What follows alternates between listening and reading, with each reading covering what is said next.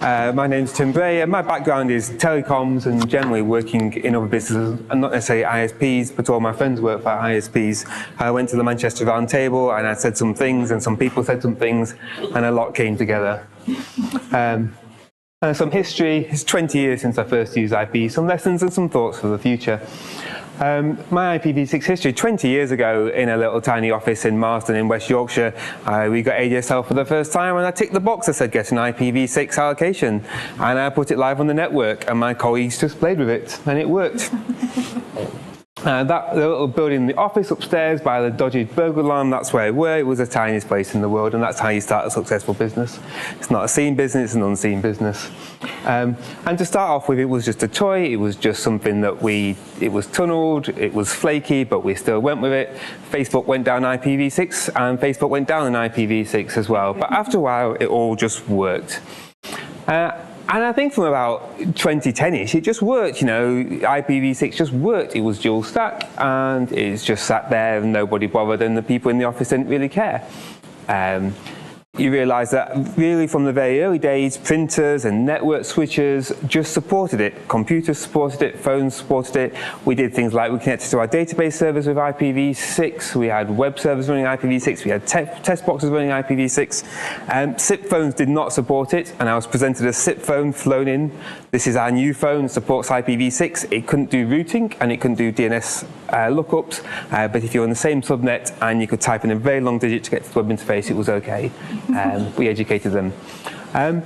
I talked about this one before, but our IT person very carefully went around all our printers and updated them to use IPv6 addresses. And our ISP had a rubbish day, and we failed over, so all the networks renumbered with Slack like you do, and none of the printers worked. And it was just a complete disaster, and that's just something to put you off.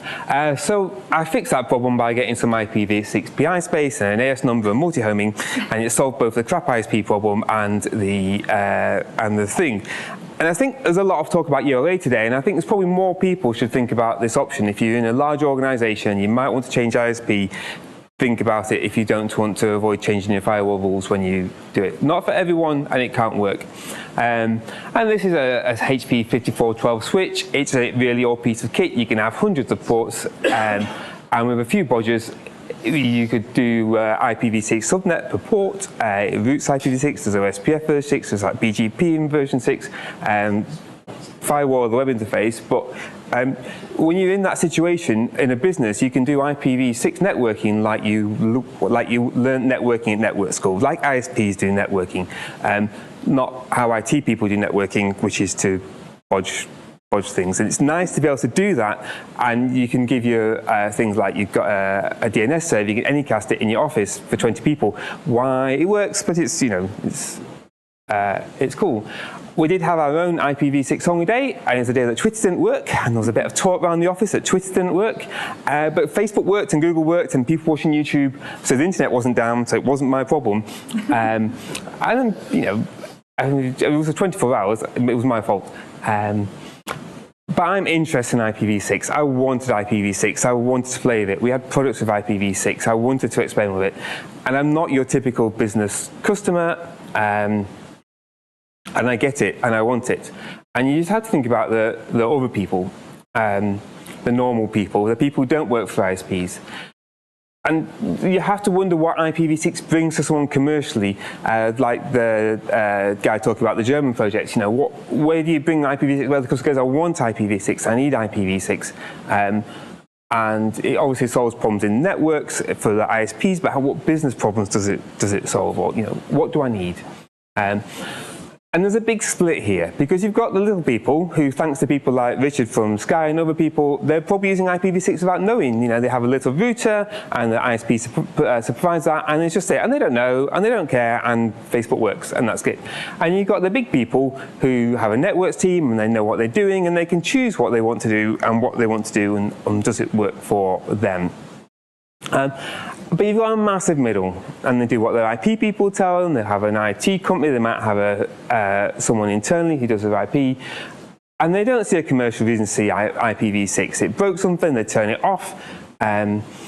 they're often married to bits of kit that you might not want in your network. The things that if you put them in your ISP network, you would say no. That's meant to say not best practice. I can't spell. And these are human factors and commercial factors, not networking factors. And it's probably got a rack, they've probably got or a box, they've got some switches, they've got some routers, they've got some line of business applications like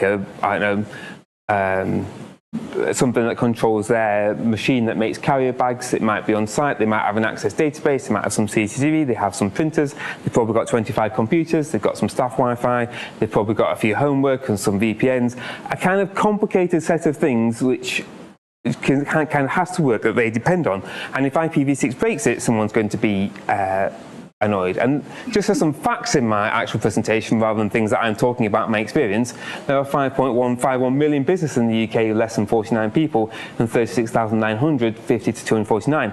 But I'm interested in probably the 10 to 40 space. There's probably what we're thinking about, and you could up and down that depending on how complicated, how IT they are, how many sites they have. And these things are probably the kind of people in a dirty shed around the back of the industrial estate turning over £10 million with very nice cars at home. But if you looked at them on the outside, they wouldn't look like anything. It's not your nice Starbucks or something like this. And I won't talk about that because it's something I talk about in business presentations. And their IT person tells them what to do, and they're married to IPv4 and NAT and 192.168.1 and port forwards and whatever. And trying to, my other half is a vet, by the way, and trying to get him to change is like trying to get a guinea pig to eat dog food. It's just not natural. It's not there. The education is not there. The scared factor is there, and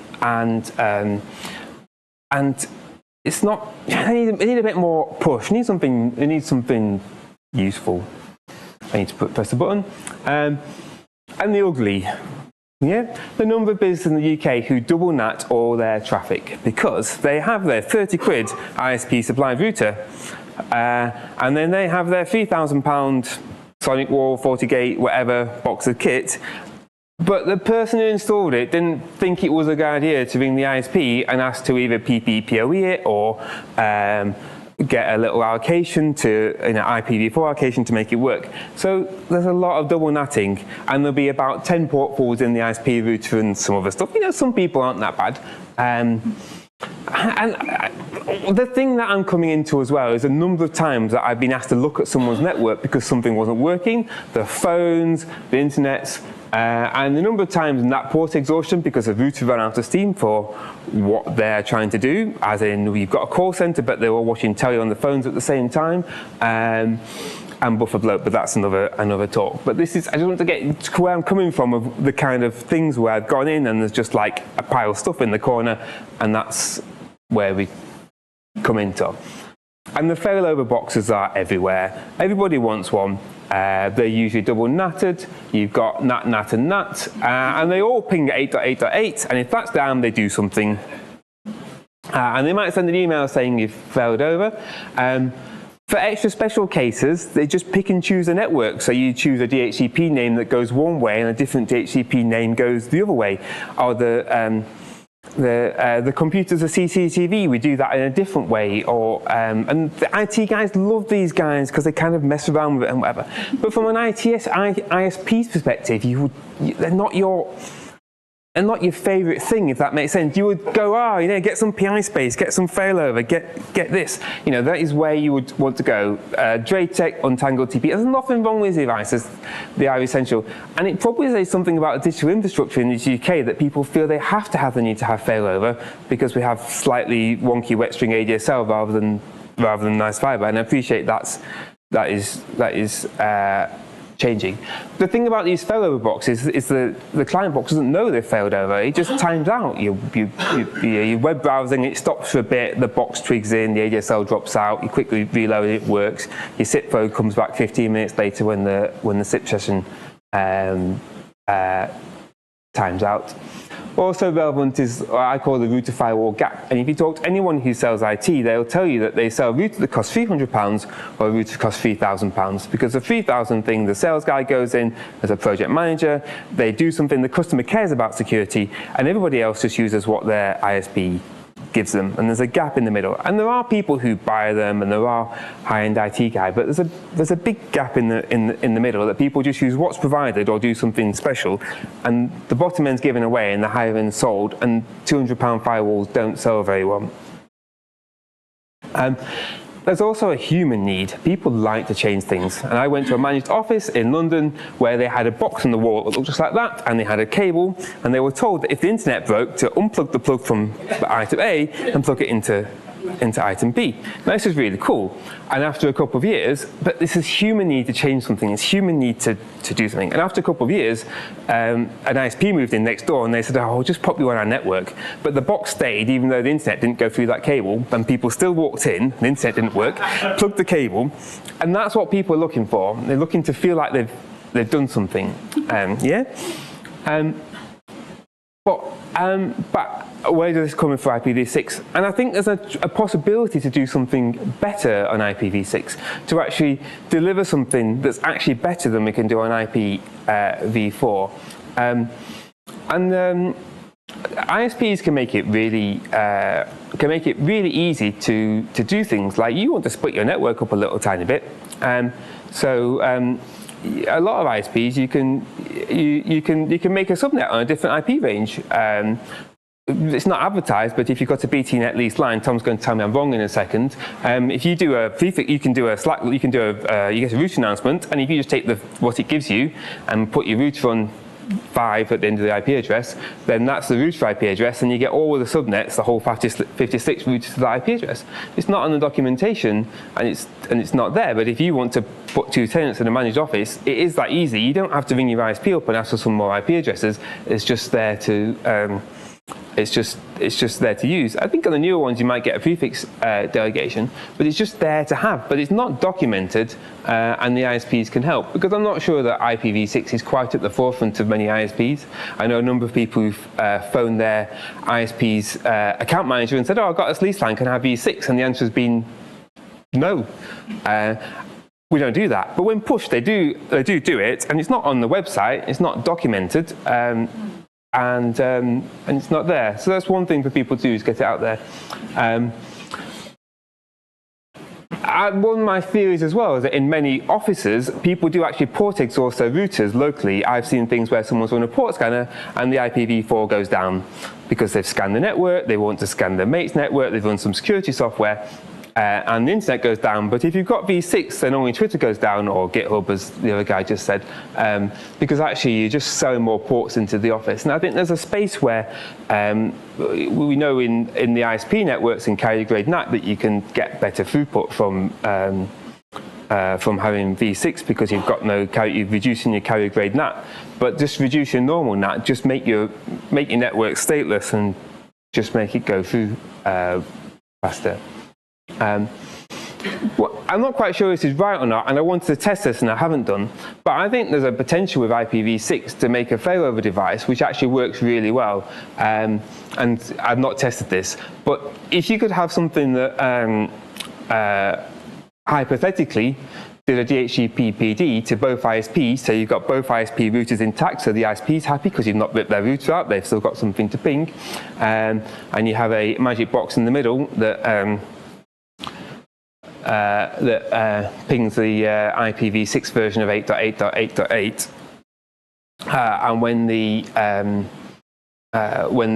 it detects the ISPs down, it then does a route announcement from the second ISP, changing the link address so that all the clients reconfigure. I think that's got some legs, and that could be something that I'd like to experiment with, and maybe people have some ideas, and I'd like your feedback, because I think the potential to give people a failover box which is better on V6 and V4 is a selling point, and that could actually get you somewhere, because the client devices will re-register, they know their IP address has changed, the SIP phone could re-register, if your computer knows, an application on your computer knows its IP address has changed.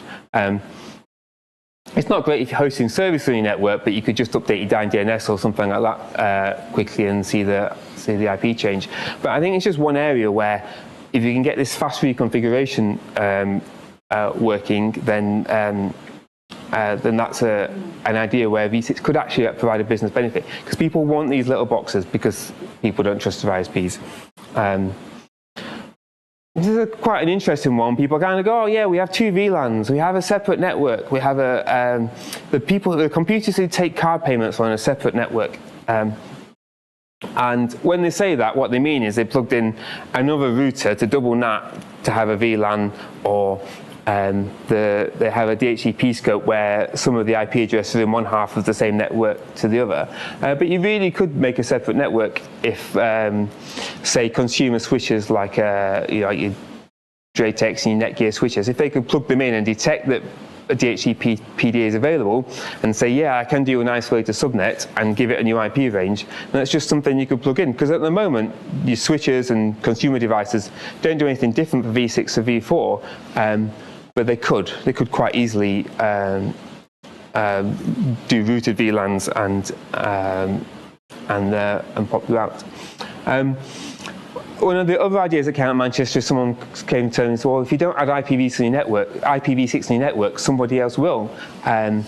And I was doing a bit of work recently with someone's database servers, and they were DHCP, and I just thought, I don't trust this, or they're static. So I just popped some IPv6 static addresses on both machines, and you can just SSH from one machine to the other. And it doesn't really matter what the IT guy does. It doesn't really matter whether the DHCP server fails. The IT guy's still happy because he still sees the machines in his DHCP logs, and that gives it its firewall policies and stuff like that. But you've got a second overlay network there, and you can just go. So someone's going to talk about security in a second, but you could. But I mean, it's not a V6 thing. I could have just put a second V4 subnet in with some different made-up IP addresses or a different 1918 range, but then they might have seen that in Wireshark, whereas this magic stuff just doesn't go past. Yeah. I think if you're a big organisation, get some PI space, just do it. It's not for everyone, and I think what I'm getting at is that not everyone can do that, but as I think I just said it earlier, don't struggle with EOA, just get some PI space. Some final thoughts. IPv6 just works on Starlink. And I think the other thing is that if you've got V6 at home, you can just play with it. You want to host, you think about someone who wants to learn how to run a web server. You've got a Sky connection with V6. You can just do that. You can just plug your Raspberry Pi in and do it and mess with it to your heart's content. And also test your websites and internet.nl, because it will tell you whether your DNS servers have DNSSEC and V6 and stuff like that. That's a common thing. So that's all. If you've got any challenges, questions, ideas, suggestions, then spit them out. I hope that's given something to think about.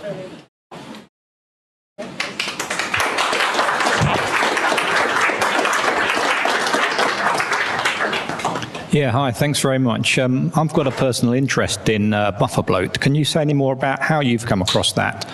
How I thought about buffer bloat? Yeah, I mean, how have you got involved in it? Because it's more of a home office type thing, isn't it, really? So my background is in video communications, and when you used to have a 256k lease line, I discovered that if you turn the video speed up, the ping time grew. And I was onto this years before Dave Tatt worked out the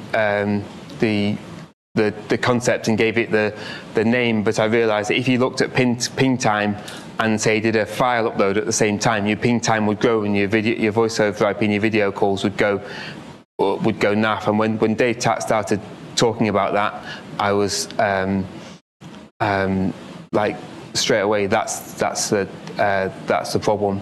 And the number of mystery problems that I fixed by slowing things down, like wireless links between buildings, and you just put a Linux box in front of it and make the connection slower, and it suddenly works better, is an interesting thing.